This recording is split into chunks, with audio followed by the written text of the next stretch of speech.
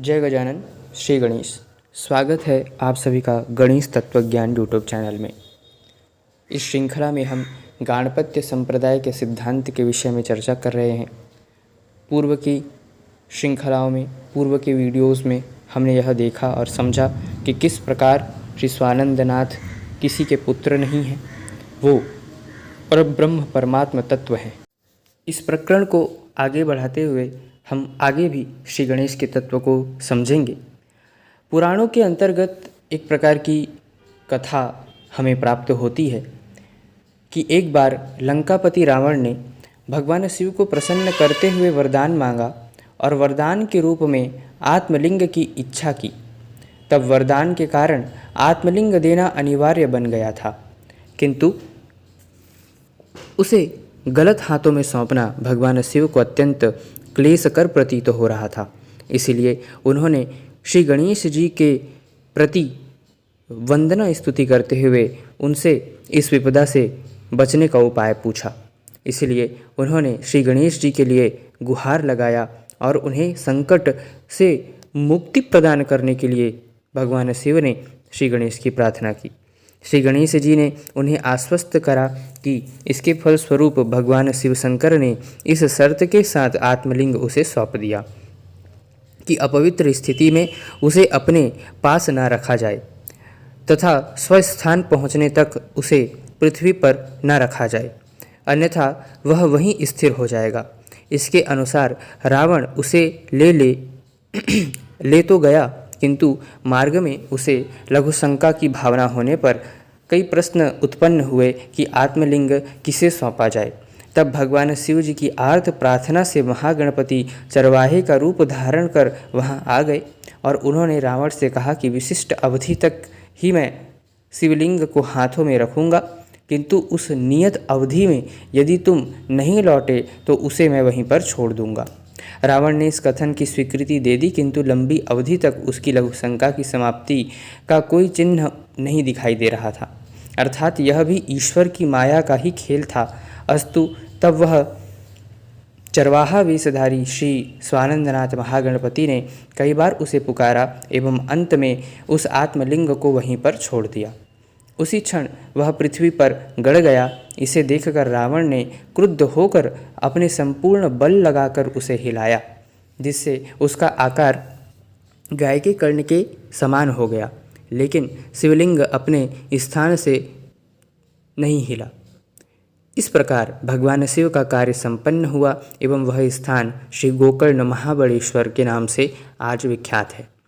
इस प्रकार भगवान गणराज प्रभु ने अपने भक्त के संकट को टाल दिया। मात्र कुछ अज्ञानी लोग इसका तात्पर्य यह निकालते हैं कि श्री गणेश जी ने शिवलिंग की स्थापना की, भगवान शिव की उपासना की। अब इस प्रकार के अज्ञान का क्या उपाय हो सकता है? बहुत से लोग वितर्क करते हैं कि मात्र श्री गणेश जी ही ब्रह्म क्यों हैं? पुराणों में तो सभी देवताओं को ब्रह्म कहा गया है। इसी प्रकार सभी देवताओं से संबंधित पुराणों में आत्मा के रूप में उसे संबोधित किया गया है, तो भी इनकी क्या विशेषता है?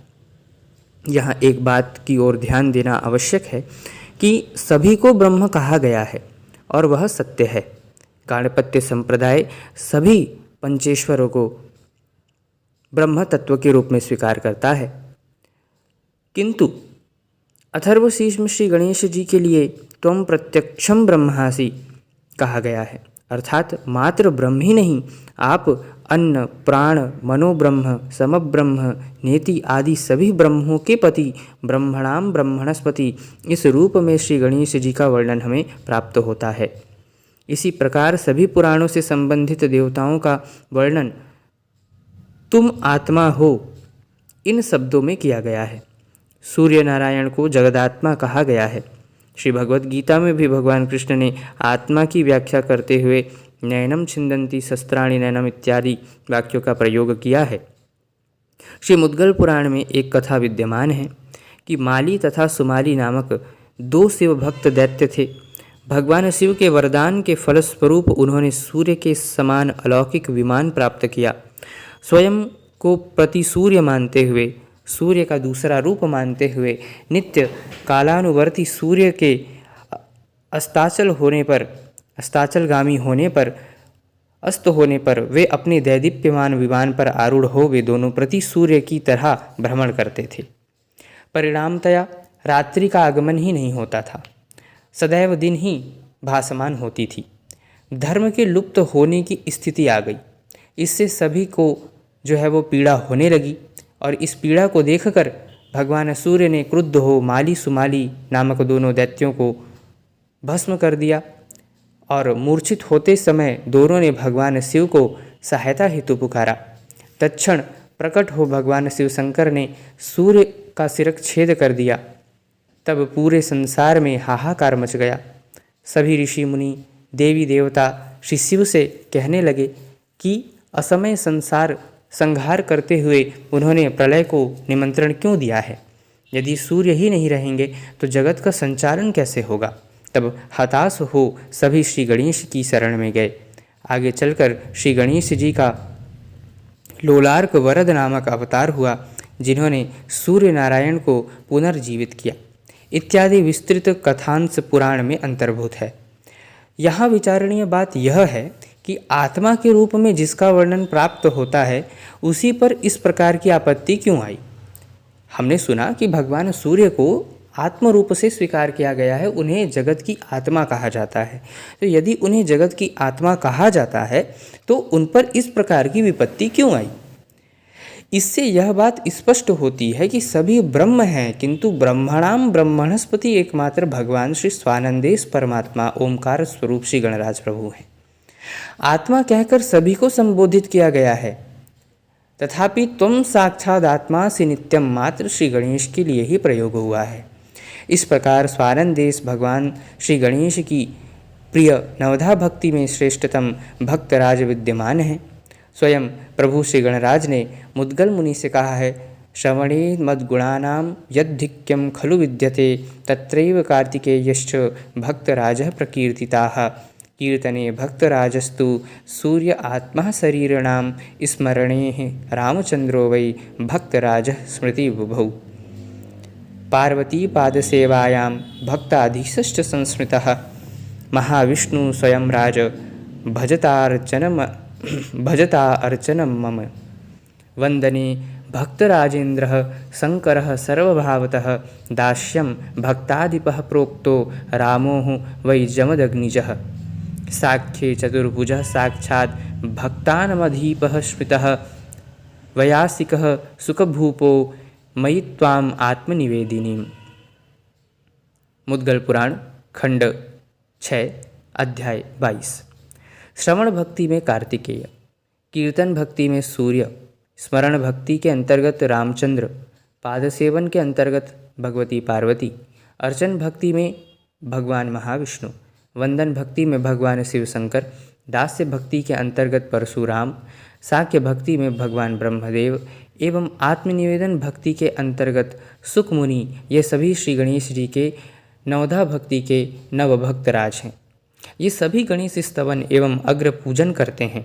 अतः प्रत्येक भक्ति संप्रदाय को, भले ही वह किसी भी देवता का उपासक आराधक हो, चाहिए कि श्री गणेश के स्मरण के उपरांत ही अपनी अपनी उपासना करें, तभी संबंधित देवता भी संतुष्ट होते हैं। जे जे जगी थोर मढ़ोनी झाले त्याही परेसा तुझ सेवियेले। अर्थात इस संसार में जो महान विभूतियाँ हो चुकी हैं, हे परमात्मा, उन्होंने आपकी आराधना एवं सेवा की है। सभी महान संतों भक्तों ने इसी प्रकार श्री गणेश का वर्णन किया है। किसी भी संप्रदाय में जो भी सच्चे संत या भक्त हो चुके हैं तथा आज भी विद्यमान हैं, उनमें से प्रत्येक श्री गणेश की स्तवन तथा वंदन वे किया करते हैं। संत ज्ञानेश्वर जी ने श्री गणेश की अतीव सुंदर एवं परिपूर्ण स्तुति की है। भक्त एकनाथ महाराज, संत नामदेव, भक्त सूरदास, भक्त शिरोमणि तुलसीदास जी आदि सभी संतों ने एवं भक्तों ने यथोचित श्री गणेश का स्तवन किया है। यद्यपि उनके आराध्य भगवान श्री गणेश नहीं हैं, किंतु उन्होंने भगवान श्री गणेश की महत्वता को समझते हुए प्रथम पूजनीय उन्हें मानकर उनकी पूजन वंदन किया है। भक्त प्रवर तुकाराम महाराज ने भी कतिपय अभंगों, छंदों, पदों द्वारा श्री गणेश की स्तुति की है। अकार तो ब्रह्मा, उकार तो विष्णु, मकार महेश बोलिएला, ऐसी तीन ही देव जेथुनि उत्पन्न, तोहा गजानन माय बाप। तुका मढ़े ऐसे आही वेदवाणी पहावे पुराणी वया साचिया ओमकार प्रधान रूप गणी साचे। अर्थात ओमकार के अंतर्गत अकार को ब्रह्मा जी की प्रतीक माना गया है, उकार को भगवान विष्णु और मकार को भगवान शिव माना गया है। इन तीनों देवताओं का निर्माण जिस ओमकार से हुआ है और वह कोई नहीं मेरे स्वामी श्री गजानन हैं। तुकाराम महाराज कहते हैं कि वेद एवं महर्षि व्यास रचित पुराणों ने भी कहा है कि भगवान श्री गणेश साक्षात्कार ओमकार स्वरूप हैं। इस प्रकार के अनेक श्रेष्ठ भक्त कितना यथार्थ गणेश स्तवन उन्होंने किया है।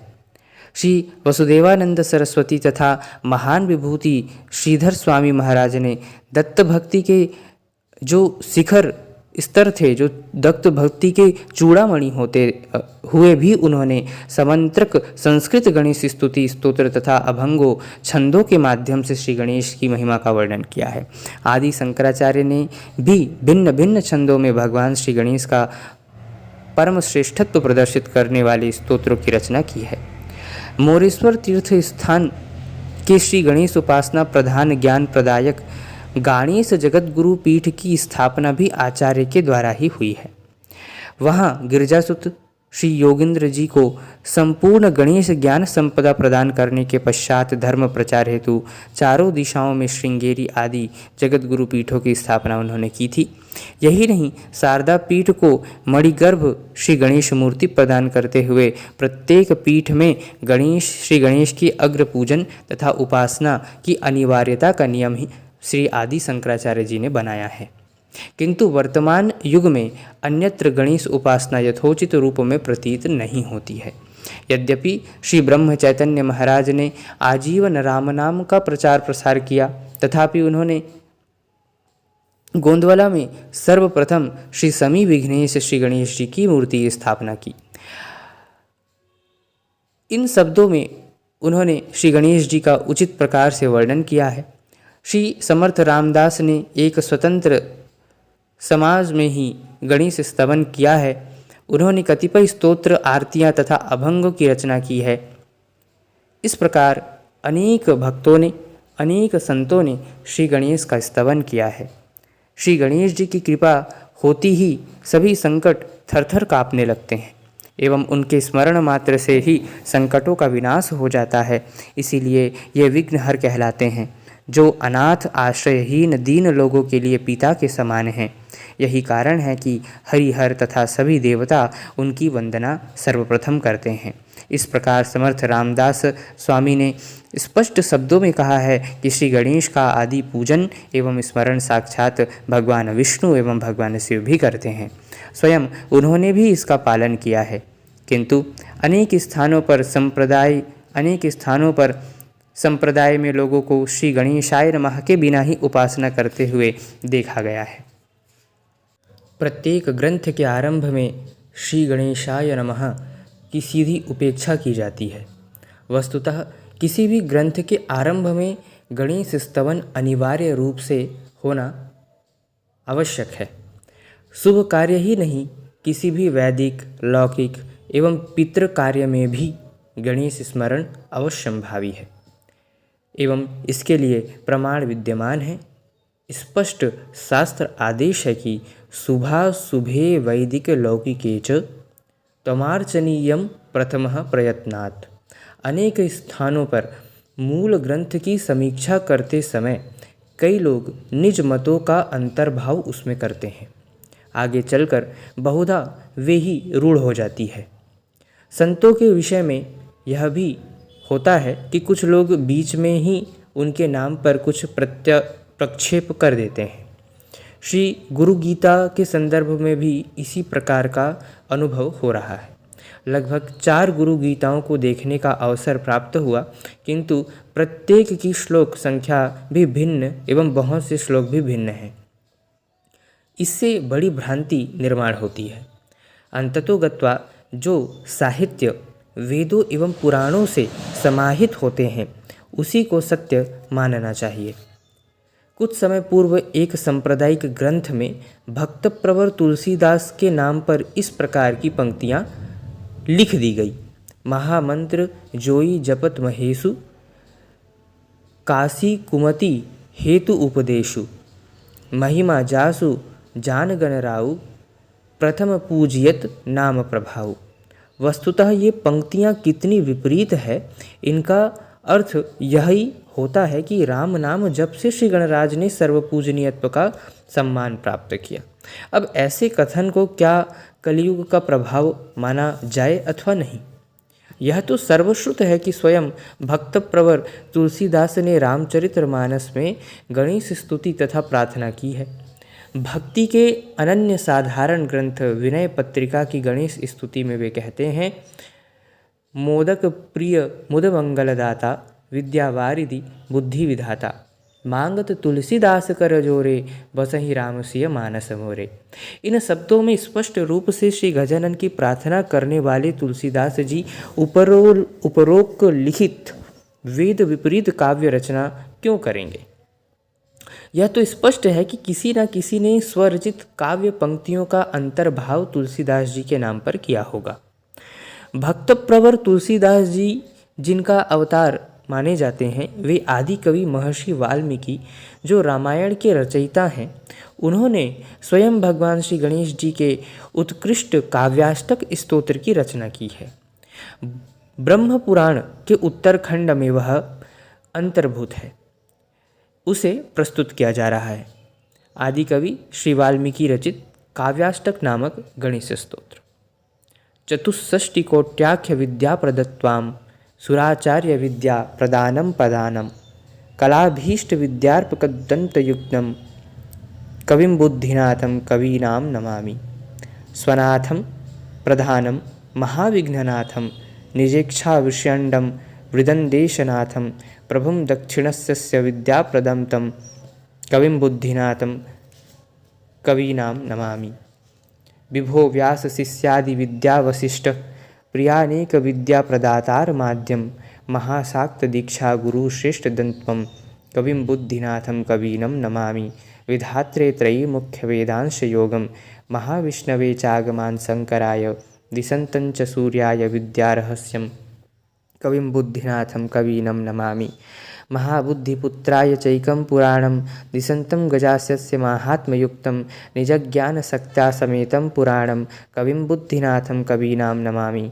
त्रयीशीर्षसारं रुचिनेकमारं, रमाबुद्धिदारं परब्रह्मपारं, सुरस्तोमयाख्यं गणोदाधिनाथं, कविं बुद्धिनाथं कवीनां नमामि।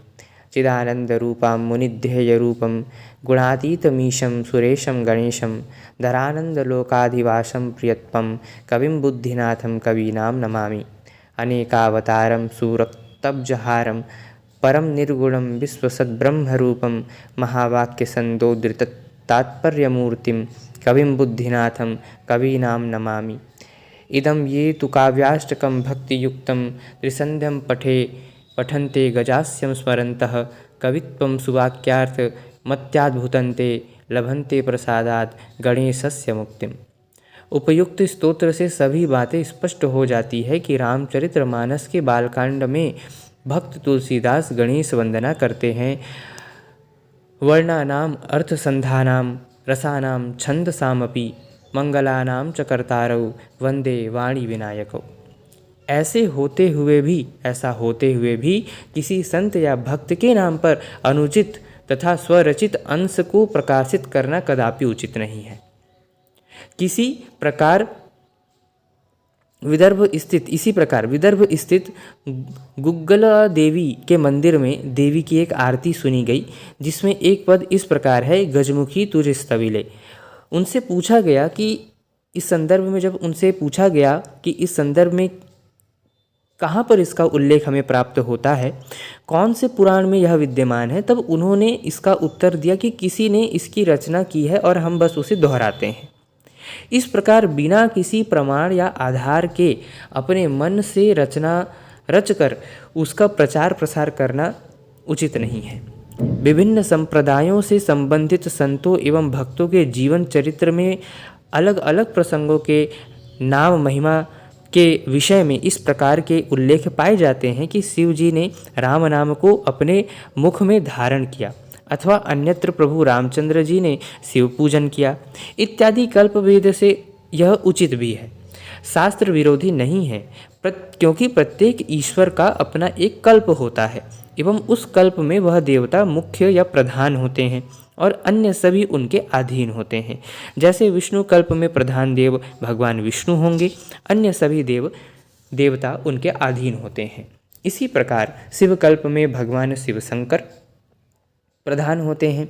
इस दृष्टि से इन महानुभवों के वचन सही हैं, किंतु प्रस्तुत सिद्धांत श्री गणेश पर लागू नहीं होता, क्योंकि गणेश पंचेश्वर नहीं पंचेश्वर वरद हैं। श्रीमद् गणेश गीता में भगवान श्री गणेश कहते हैं, अहमेव महाविष्णु अहमेव सदाशिव अज्ञानानाम न जानन्ति जगत कारण कारणम। एवं श्रीमद् भगवद गीता में भगवान श्री कृष्ण ने भी कहा है कि सभी देवता ईश्वर मैं ही हूँ, तथापि ध्यातव्य है कि मैं ही गणेश हूँ, ऐसा कहीं भी उन्होंने नहीं कहा। अपने अपने देवता की उपासना आराधना का यथोचित अभिमान सभी को होना चाहिए एवं होता भी है, किंतु दुराभिमान कभी नहीं होना चाहिए।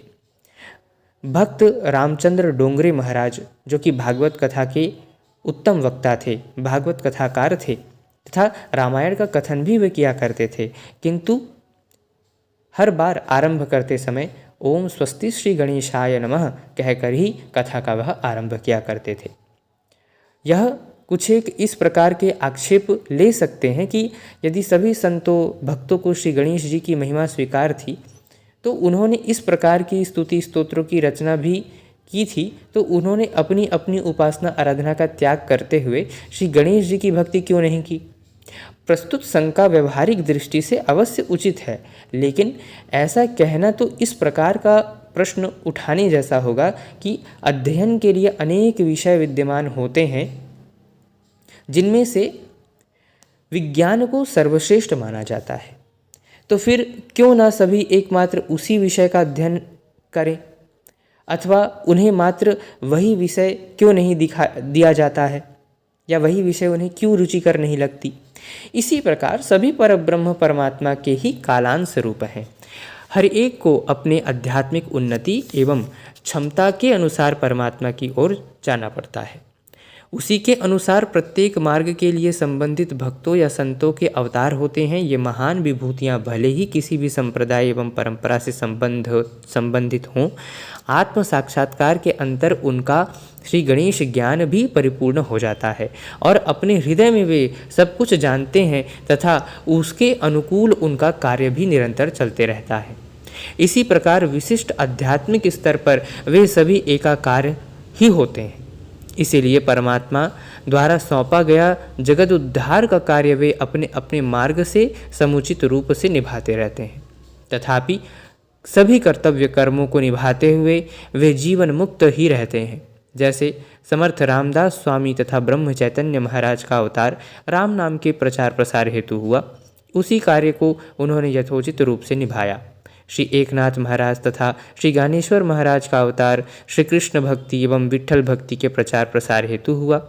उसी प्रकार श्रीमद् गणेश योगेंद्राचार्य महाराज, श्रीमद् अंकुशधारी महाराज, श्री सद्गुरु हेमब्रह्मराज महाराज का अवतार गणेश नाम की महिमा लोकमानस तक पहुँचाना और उसे पहुँचाकर आभास भक्ति का परिहार करने हेतु हुआ है। यह बात सच है कि हरिहर में भेद ना किया जाए, तथापि इसका तात्पर्य यह भी नहीं कि दुराभिमान पूर्वक वेद शास्त्रों के विपरीत मनमानी की जाए। अन्यथा सभी एक ही हैं, चाहे जैसा करो भगवान तक अवश्य पहुंच जाता ही है। इस प्रकार के विचार के फलस्वरूप कंठे तु तुलसी माला, ललाटे भस्मधारणम, मुखे राम नाम स्मरणम, गृहे हेरंब पूजनम। इस प्रकार गले में तुलसी की माला, भाल प्रदेश पर भस्म, मुख में राम नाम का जप और घर में श्री गणेश की पूजन जैसी आभास स्थिति हो जाती है, जो कि विपरीत है। अतः ज्ञानवान व्यक्ति को एवं साधक को इस बात को समझ लेना चाहिए। प्रत्येक देवता की उपासना पद्धति, मंत्र आदि संपूर्ण बातें स्वतंत्र शास्त्र में प्रस्तुत हैं। ऐसा होते हुए भी चाहे जैसा करो, किसी भी मंत्र के पाठ से चाहे जो भी पूजा करो, अंततोगत्वा ईश्वर एक ही है, इस प्रकार की धारणा है तो इतनी उपासना पद्धतियाँ विधि विधानों की क्या आवश्यकता थी? कृपया आप सभी भी विचार करें कि यदि सभी देवता एक हैं, जैसा कि प्रायः हम सभी कहते हैं, तो यदि सब कुछ एक है तो इतनी विभिन्न संप्रदाय, पंथ, इतने सारे ग्रंथ और उपासना पद्धतियाँ क्यों हैं हमारे संप्रदाय में, हमारे धर्म में? अतः इन सभी बातों के लिए संप्रदाय महत्वपूर्ण होता है। प्रत्येक साधक को अपने गुरु संप्रदाय के अनुसार ही निजी उपासना करनी चाहिए। अंततोगत्वा सब कुछ परब्रह्म परमात्मा स्वानंदनाथ ब्रह्मणस्पति के ही कालांश रूप में स्थित है। अतः प्रस्तुत ग्रंथ निर्माण का उद्देश्य किसी देवता का अपमान करना, नीचा दिखाना अथवा किसी भी संप्रदाय या उपासना को कम एवं अधिक अथवा श्रेष्ठ कनिष्ठ मानना कदापि नहीं है।